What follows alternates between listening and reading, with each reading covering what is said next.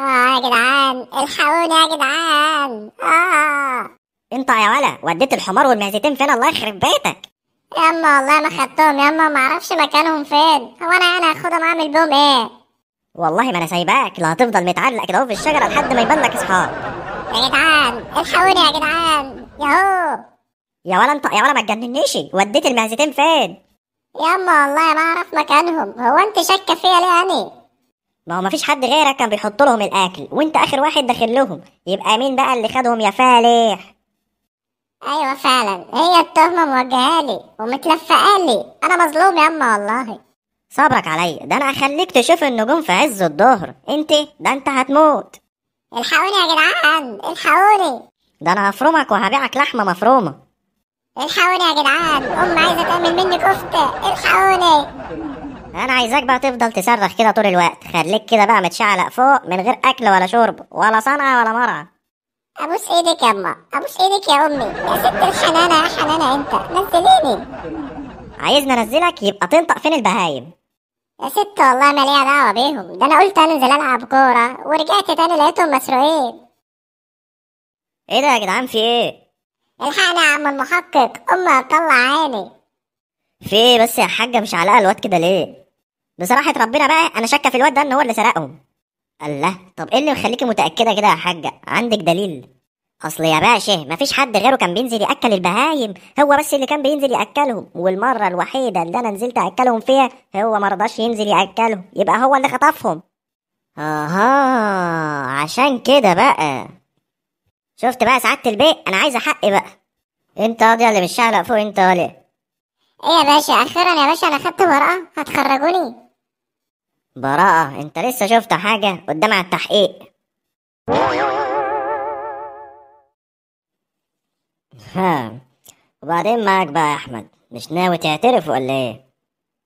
يا باشا يا باشا والله ما اعرف اي حاجه، انا بس كل اللي انا عملته ان انا ما رحتش اكلتهم يوميها، انا رحت العب كوره. شكلك كده مصر على الانكار يا احمد، وده مش هينفعك. صدقني يا ابني انا عايز اساعدك. يا باشا والله ما ليا دعوه بالموضوع، هو انا ممكن يحصل فيا اصلا؟ بص يا احمد، انا مش عايزك تقلق خالص. انت بس هتتسجن وهتتحط في اوضه الفيران، وهتتحط في اوضه برد وما فيهاش نور. يا حوسة السودا يا ده ياما.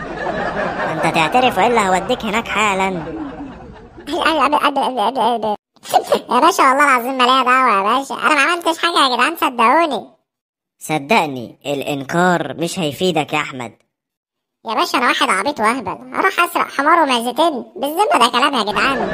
بس امك بتقول ان انت اخر واحد مأكلهم، وانت الوحيد اللي بتخش على البهايم تأكلها. ماشي يا باشا، انا كنت بأمن كويس وانا في قلب المكان، هتلاقي امي بقى مأمنتش كويس واتسرقوا منها. يعني افهم منك ان ده اخر كلام عندك يا احمد؟ انا لو اعرف حاجه تانية اقول يا سعاده البيت، هو انا اخبي على الحكومه برضه حاجه؟ دي انتوا الحكومه. خلي بالك يا احمد، اللي بيلعب مع الحكومه هو اللي بيخسر في الاخر. يا باشا انا ولا لعيب ولا نيله، انا راجل عبيط واهبل، انا اخر العب في مناخيري، العب في شعري، العب في رجلي، حاجات من اللي هي العبيطه دي يا باشا. انا عايزك بقى تخلي بالك من نفسك كويس جدا، لان انا هحطك في المراقبه 24 ساعه تحت عيني. حاضر يا باشا. ايه ده يا باشا؟ الواد ده مش محبوس ليه؟ انا مش فاهم ايه غيتها انها تشوفني محبوس. انا عايزك تطولي بالك يا حاجه، التحقيقات لسه شغاله. ايوه اقعد قول لي بقى، التحقيقات لسه شغاله، التحقيقات لسه شغاله، هتكون البهايم اتاكلت والمعيز خلاص اتشفطت. يا حاجه انا عايزك تطولي بالك عشان ندور على السارق الحقيقي. ماشي يا اخوي، اديني مستنيه ومطوله بالك خالص اهو، اما نشوف مين السارق الحقيقي. هو ايه ده؟ في ايه يا اخوي؟ في حاجه في جلابيتي ولا ايه؟ دي قطعه قماش. ده دليل بقى. لقينا دليل، الحمد لله. احمدك يا رب، الحمد لله خدت براءة. فلت انت يا محظوظ. يا ترى مين صاحب القماشة دي؟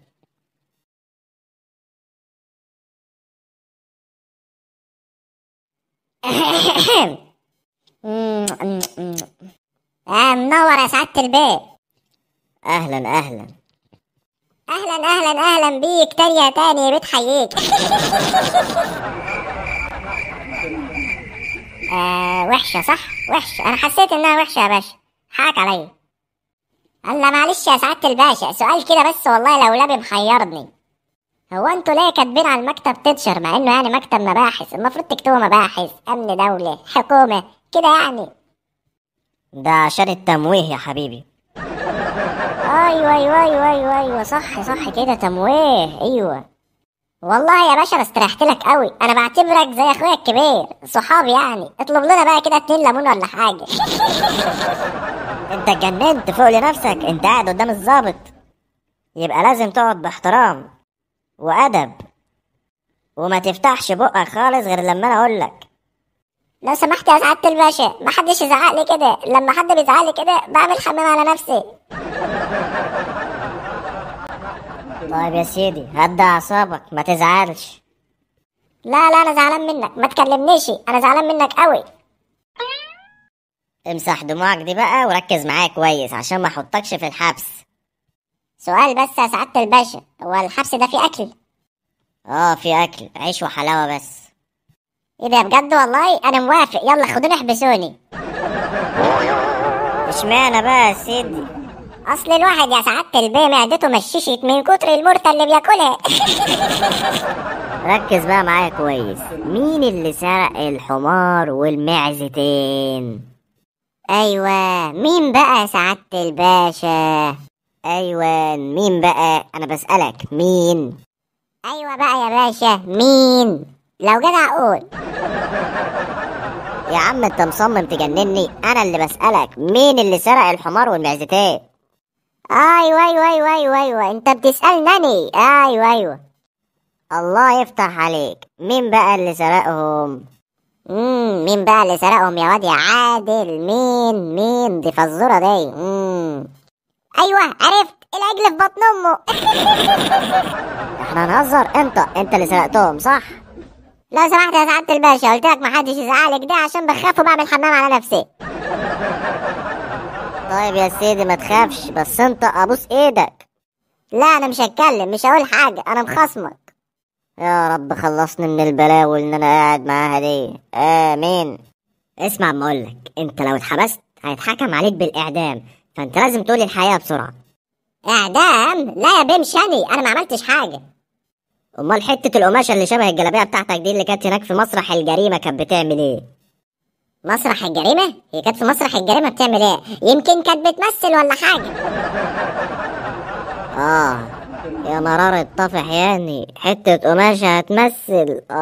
يعني اسمع اما اقولك، معنى ان حتة القماشة موجودة هناك في قلب الزريبة يبقى انت اللي سرقتهم.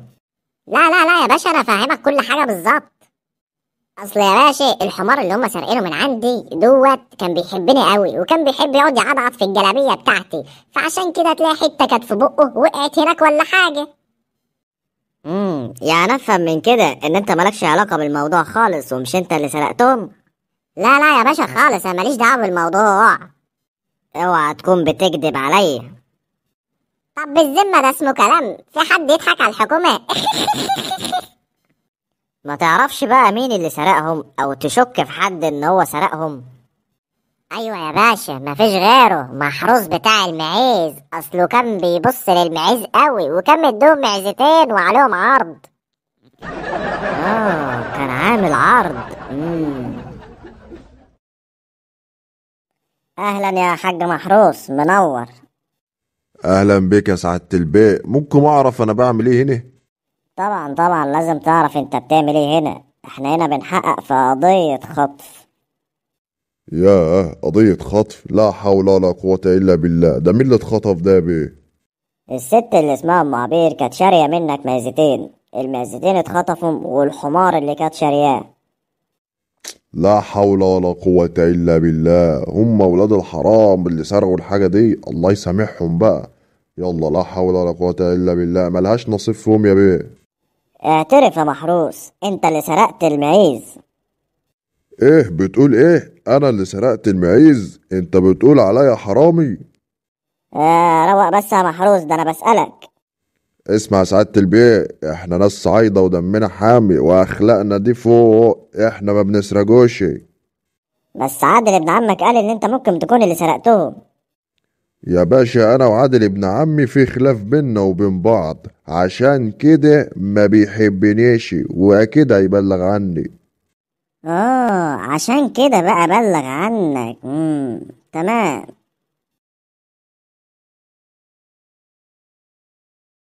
يعني دلوقتي مش احمد اللي خطف البهايم، ولا عادل بتاع الحمير، ولا محروس بتاع المعيز. الله، امال مين اللي سرقهم بقى؟ يا سعادة الباشا، يا سعادة الباشا الحقني. يا لهوي! ايوه انا جاي، سلم نفسك انت، هو محدش يتحرك.